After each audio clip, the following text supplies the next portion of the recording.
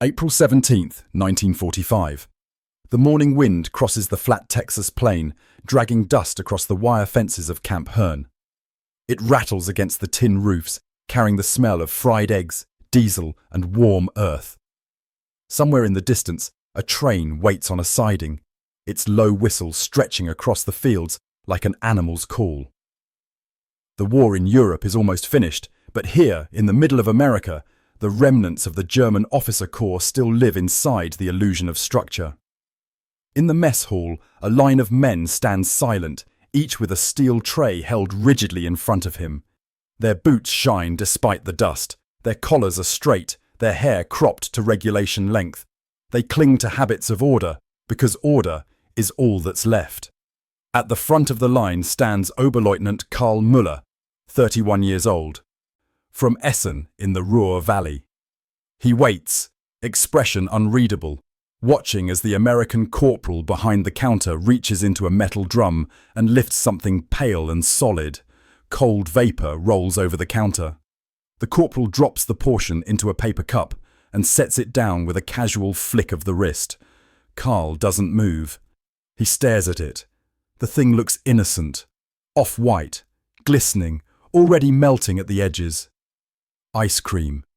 It has been years since he has seen anything like it. The last time was before the war, when his mother's bakery still existed, when sugar wasn't a weapon of privilege. In Germany, ice cream had become a fantasy, a rumour from a forgotten world, and yet here it is, conjured by the enemy and handed to him without malice. The corporal grins, maybe just being polite. "Double scoop?" he asks. Karl doesn't answer. The hall is quiet, except for the faint hum of the overhead lights and the soft clatter of utensils somewhere down the line. He takes the cup. The paper feels absurdly fragile against his fingers, as if it might collapse under the weight of that frozen sweetness. The spoon trembles slightly in his hand. For a moment he hesitates.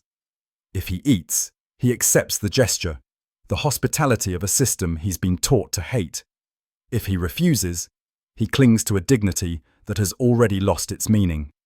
The air smells faintly of vanilla and disinfectant. He lifts the spoon to his lips. The cold strikes first, a clean, biting chill, and then the sweetness follows, rich and heavy, dissolving into warmth. His breath catches. He closes his eyes. He tastes milk, sugar, and something more dangerous, peace. He swallows slowly. The moment feels larger than hunger. The world he's built inside himself, of discipline, suffering, and loyalty, shifts. For the first time in years, he realizes how much he has forgotten about being human. Karl Müller was born in 1914, the year Europe tore itself apart for the first time. His childhood smelled of coal dust and bread dough. His father worked underground in the Kaiser Wilhelm mine. His mother baked pastries for neighbours, stretching sugar as far as it could go. Karl's fascination with machinery began early. He liked the precision of cogs and gears, the certainty that metal obeyed logic even when men did not. At 12, he rebuilt a broken alarm clock so it ticked more quietly. At 16, he won a scholarship to the Technical University in Aachen. He studied engines, thermodynamics, the flow of fuel through steel veins. Machines made sense. Machines did not lie. When the new Germany began to roar back to life in the 1930s, Karl was exactly the kind of young man it wanted. Disciplined, technical, efficient. In 1938, he joined the Panzerwaffe, where his obsession with precision made him invaluable. He learned to love the sound of the Panzer IV's Maybach engine, the rhythm of the gear shifts, the clean recoil of the 75mm cannon. The tank was an organism, and he understood its heart. In 1941, he fought in Ukraine. In 1943, at Kursk, his tank was hit, burned for 8 minutes, but did not explode. The flames peeled paint from the turret. The crew escaped through the side hatch. The scar on his arm never faded. After recovery, He was sent to train new crews in France, then captured in 1944 as the Allies closed in. He expected humiliation, perhaps death. Instead, the Americans gave him a cigarette, a blanket, and coffee that tasted of roasted beans and something almost kind. By 1945, the United States had more than 400,000 German prisoners scattered across the country in over 500 camps. Camp Herne was one of the larger ones, almost 5,000 men behind barbed wire, half of them officers. According to the Geneva Convention, officers could not be forced to work. They were entitled to the same rations as US soldiers.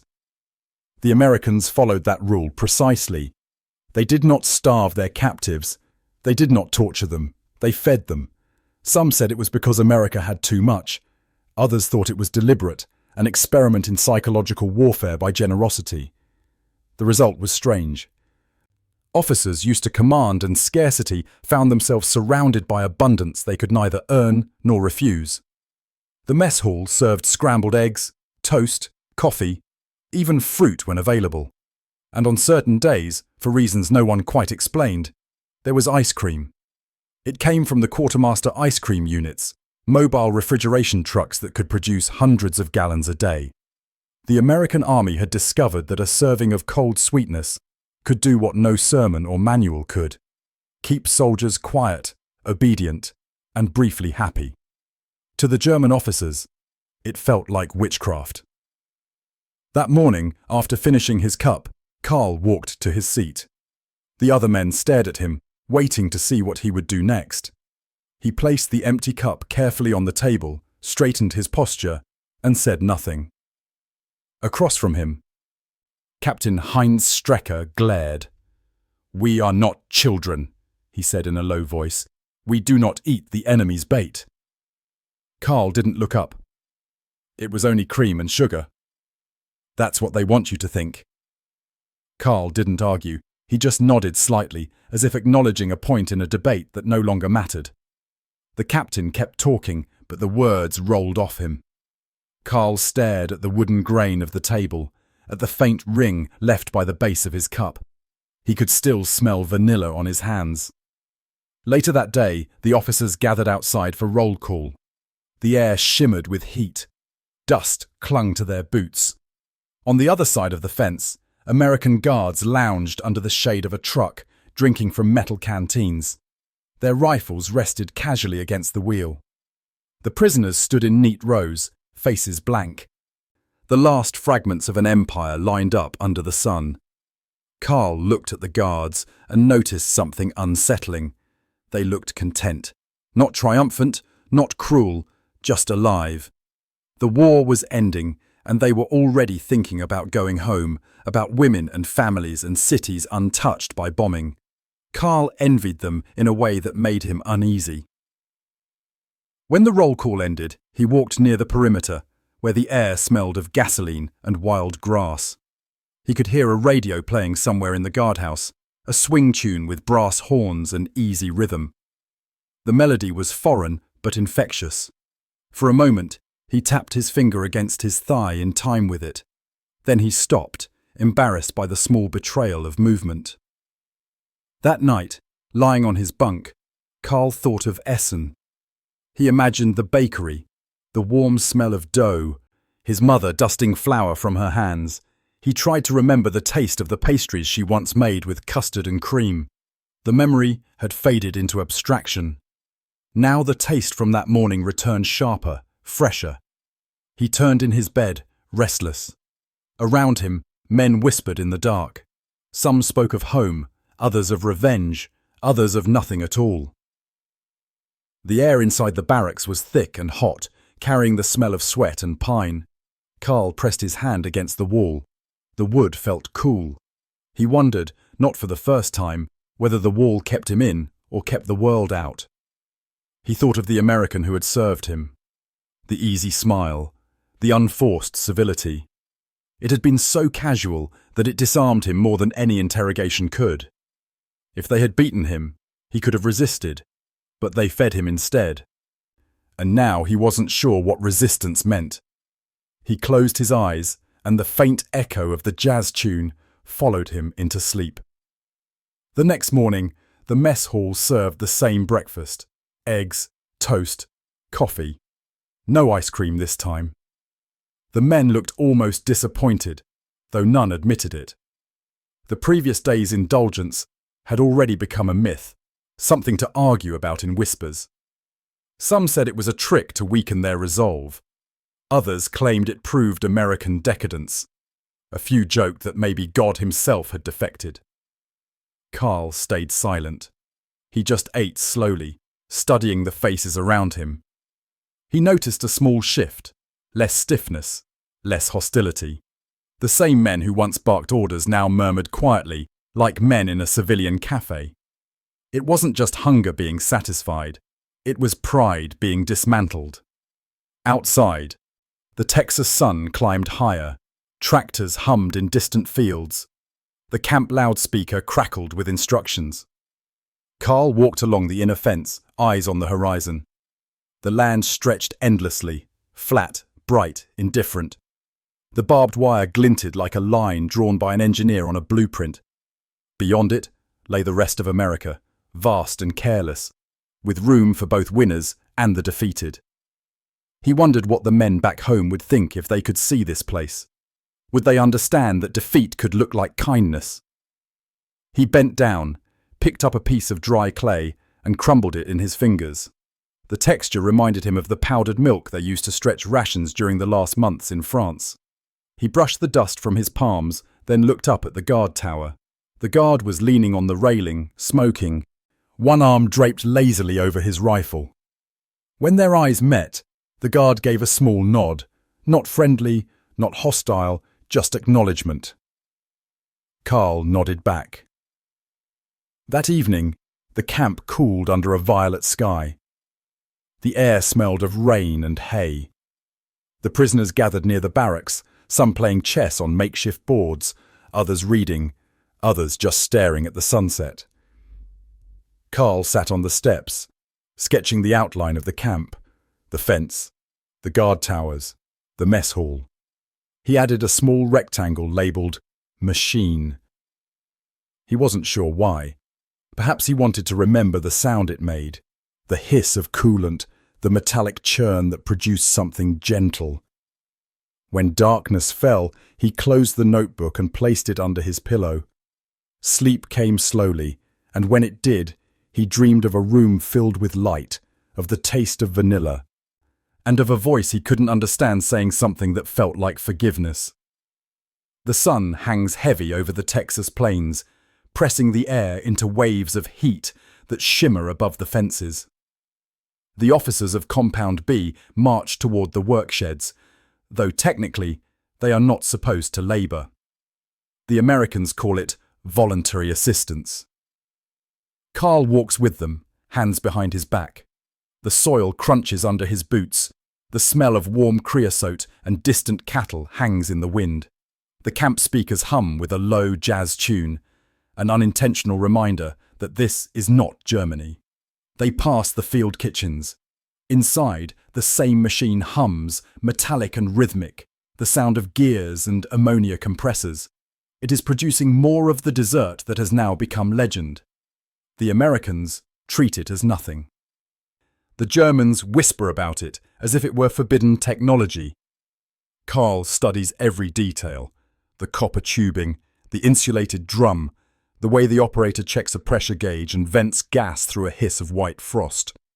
He realizes that the machine is beautiful in its precision.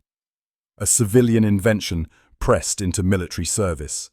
A device for comfort running on the same principles as a tank's cooling system. That night, he sketches again. The pencil lines are clean, exact. He imagines how such a system could be miniaturized, made efficient, portable. The thought feels treacherous, using enemy design to dream of the future. But he cannot help himself. He doesn't tell his comrades. They are still caught in the strange pride of defeat, clinging to ranks that mean nothing. By the third week, the camp canteen introduces meal tickets, small green slips redeemable for coffee, chocolate, or ice cream. The Germans begin trading them like currency. A lieutenant offers his watch for a book of tickets. The Americans laugh, but accept. To them, it's harmless. To the prisoners, it's subversion of hierarchy. For the first time, a colonel's status no longer guarantees privilege. Access to pleasure does. Karl notices that the more a man eats of American food, the less German he seems to feel. It's not visible at first, only in posture, in the way they sit with elbows on tables instead of straight spines, in the way they speak more softly, smile too easily. The rigidity dissolves spoon by spoon. A senior officer, Strecker, tries to forbid it. He posts an order. No officer shall consume unnecessary luxury. Discipline is honor. The note stays pinned for 2 days before someone tears it down. Nobody admits to it. The nights grow longer, humid. Cicadas sing outside the barracks. Karl sits on his bunk, the sketchbook open on his knees. Across from him, Ernst Kramer cleans his boots with obsessive precision. Karl asks quietly if he ever misses home. Kramer shrugs. There is no home left, only rubble and smoke. Karl nods. He pictures Essen, streets he knew reduced to dust, the pastry shop crushed beneath Allied bombs.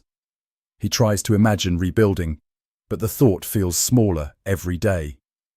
He writes in his journal, "They do not starve us.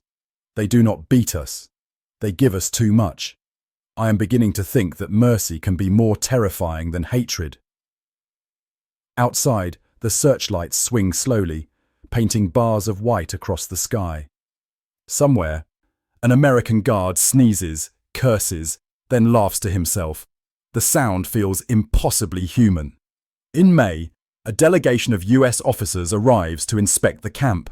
Among them is a thin man in spectacles from Washington, War Department, Psychological Warfare Division. He asks to interview select German officers about morale. Karl is chosen. They meet in a small office that smells of coffee and machine oil. The American's tone is polite but direct. "How are you treated?" "Well." "Do you feel safe?" "Yes." "What do you miss most?" Karl thinks carefully. Silence.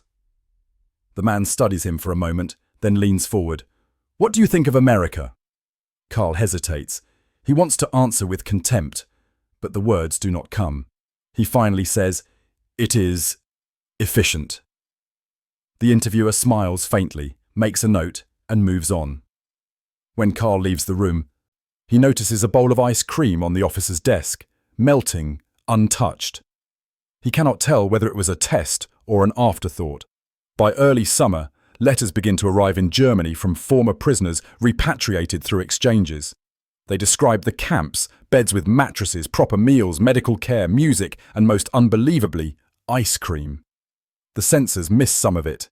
In Berlin, the rumor becomes poison. Families whisper that America must be heaven. Soldiers at the front hear and despair. Karl's wife, Anna, still in Essen, reads one such letter through a friend of a friend. It describes Texas as a country of light where even prisoners live like guests. She does not believe it, but she cannot forget it. Parallel front. Soviet intelligence. Across the Atlantic, Soviet analysts intercept fragments of this correspondence. Colonel Ardov, the same officer who read the diary weeks earlier, prepares a report. He writes, "The Americans conquer not through violence, but through comfort. They make ideological surrender delicious." He proposes that Soviet POW policy must remain the opposite. Scarcity, not abundance, to preserve discipline. His superiors approve. Behind that decision, unseen by any prisoner in Texas, begins the shadow that will define post-war Europe. Two systems dividing the world not only by borders, but by taste. July brings unbearable heat. Temperatures push 100 DGF. Men faint during roll call. The ice cream machine becomes a lifeline. Guards distribute it twice a day. Karl works in the motor pool, assigned to maintain generators. His technical skill earns him small privileges, longer breaks, access to tools. He learns from an American sergeant how to adjust valve timing, how to calibrate the diesel injector. One afternoon, as he leans over an engine, the sergeant tosses him a bottle of Coca-Cola. The hiss of the cap releasing is strange, intimate. Karl takes a sip, grimaces at the sweetness, then drinks again. He writes that night, "The enemy's weapons are not guns. They are abundance and ease. Perhaps that is more dangerous." Colonel Strecker finally snaps. During inspection, he catches two lieutenants trading canteen tokens for cigarettes. He rages, threatens court-martial, though none of it matters. The Americans watch silently, amused. That evening, Strecker burns his uniform jacket in the trash barrel behind the barracks. The others pretend not to see. Karl sees and understands. It is not rebellion, it is surrender to reality. The war has moved on, and they are already ghosts waiting for orders that will never come. Permission for correspondence returns. Karl writes to Anna. His letter is cautious. "We are treated fairly. The Americans are strange, at once soft and exact. They feed us well. I have learned that ice and milk can exist even in war. Perhaps we have been misled about many things." He hesitates before sealing it. The words feel dangerous, but he leaves them. Somewhere, he hopes, they might reach her intact. By August 1945, Germany is rubble. Photographs reach the camp. Charred cities, empty streets, the skeletal frame of the Reichstag. The prisoners stare at the images in silence. Karl feels a hollow ache. The world they fought for is gone. Only the fences remain, gleaming in the Texas sun. The Americans lower security. Guards joke with prisoners. Some share cigarettes. A radio in the recreation hut plays news of atomic bombs and surrender. The prisoners listen without emotion. They are already far from that world. In September, the camp holds a Sunday fair, an experiment in morale. There is music, baseball, and tables laden with food, fried chicken, pies, beer, and tubs of ice cream melting in the heat. Karl sits on the grass with a paper cup, watching children from a nearby town run through the open field. He hears laughter, the clatter of wooden bats, the distant hum of engines. He thinks of the words his father once said after a long shift in the mine, "Freedom is when a man can choose to rest." He realizes he has not felt hatred for months, only fatigue and a quiet hunger for normal life. Late that evening, Karl walks to the kitchen to return the empty cup. Inside, the cook, Private Davis, cleans the machine, its metal gleaming under fluorescent light. He looks up, nods. "Good batch today?" he says. Karl nods. "Yes, very good. Can't wait to get home. You?" Karl answers honestly. "I don't know where home is anymore." The American wipes his hands on a towel, studies him for a moment. "You could stay here, you know. Some guys do. Work the farms. Nobody'd mind." Karl says nothing. He leaves the cup on the counter and steps outside. The night air is cool. The stars feel impossibly bright. He stands for a long time, listening to the sound of generators and crickets, wondering if it might be true. Weeks later, a transport list is posted. Repatriation to Europe begins. Karl's name is not yet on it. Part of him feels relief. He tells himself it's because he wants more time to study the machines. But he knows better.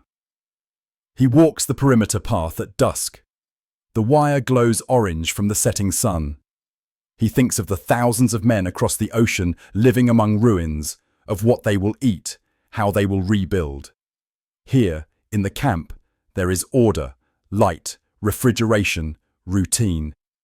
It feels shameful to prefer captivity to freedom, yet he does. October 1945. The camp library receives old newspapers. In one issue of Life magazine, Karl finds a photograph of smiling American soldiers eating ice cream in Paris. The caption reads, "Victory tastes sweet." He studies the faces. They look ordinary, tired, young. He realizes they are no different from his own men. except they have never doubted they would live well. He folds the page carefully and keeps it between the pages of his sketchbook. The War Department man comes back months later, collecting follow-up reports. He asks Karl if his opinion of America has changed. Karl says, "No, only my opinion of men." The officer looks puzzled. "What do you mean?" Karl answers, "That kindness is the most efficient weapon you have." The officer doesn't reply. He writes the sentence verbatim, perhaps without understanding. The first cold front arrives in December. Frost gathers on the wire. The camp smells of wood smoke. The ice cream machine still runs, though less often.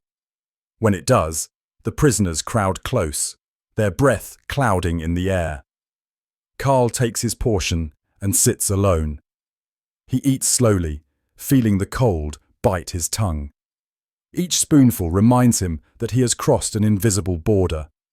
He no longer knows which side of it he belongs on. He looks at the horizon, flat, endless, faintly golden, and realizes that this too is Germany's ghost, the dream of order, reforged in a land that never asked for it. March 1946. The war has been over for 10 months, but the camps still hum with order. Trucks idle in neat rows outside the wire, exhaust fumes mixing with the faint scent of soap and diesel.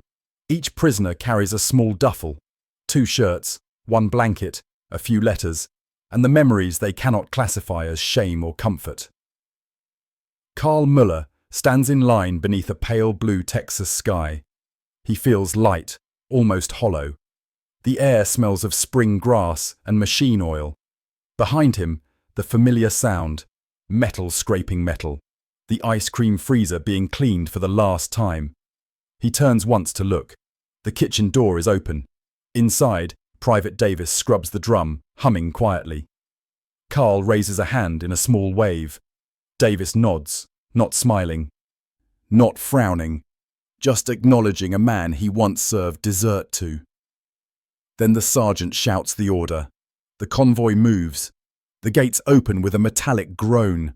The trucks roll out into the flat horizon, bound for Galveston, then for a ship, then for a continent reduced to ash. The wind carries the smell of salt and diesel. The barbed wire shrinks behind them until it is just a shimmer in the heat. Karl whispers, almost to himself, "It was never the fence that kept us." The Liberty ship SS Randolph creaks under the weight of 1,500 men. Steel walls sweat with condensation. The sea is calm, endless. The men speak quietly, no longer in ranks, no longer certain of what rank means. Karl sits on deck, sketchbook on his knees. He draws the ice cream machine from memory one last time, the cylinder, the compressor, the cooling fins. Around him, men play cards or stare into the horizon. Someone hums a tune, someone else coughs.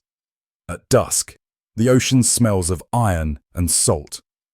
Karl closes the notebook and watches the sun sink into the waves.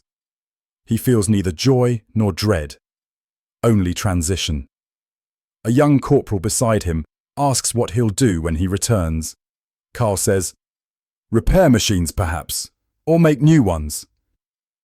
He doesn't add what he truly means, machines that build peace instead of tanks. Bremen, May 1946. The port is rubble. Ships lie half sunk in the harbour, their masts tilting like gravestones. The air reeks of smoke and rotting wood. The city beyond is a skeleton of walls and silence. The returning POWs disembark, blinking into the grey drizzle. There is no reception, no flags, no music, just the sound of boots on wet concrete. Karl shoulders his bag and walks. The road signs are gone, the streets are mud and broken glass. He finds what remains of a railway, follows it south toward the Ruhr. For 3 days he walks through villages that smell of damp ashes. Children watch him from doorways, too cautious to beg, too tired to smile. Essen appears on the 4th day, a grey smear of chimneys and ruins. The house he grew up in is gone. Only the cellar remains, filled with rainwater.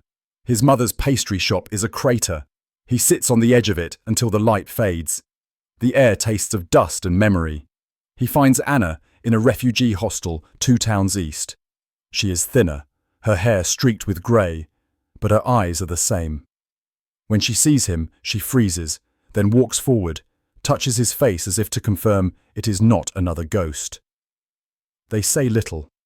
Words have become fragile things. That night, they sit on a wooden crate near a fire barrel, sharing a crust of bread. Anna asks what America was like. Karl hesitates, searching for language. How to explain abundance without arrogance. He finally says, "It was clean, and quiet, and cold." She laughs softly. "Cold?" He nods. "Yes, the kind of cold that means choice. You can light a fire when you wish." She doesn't understand, but she smiles anyway. Summer 1946.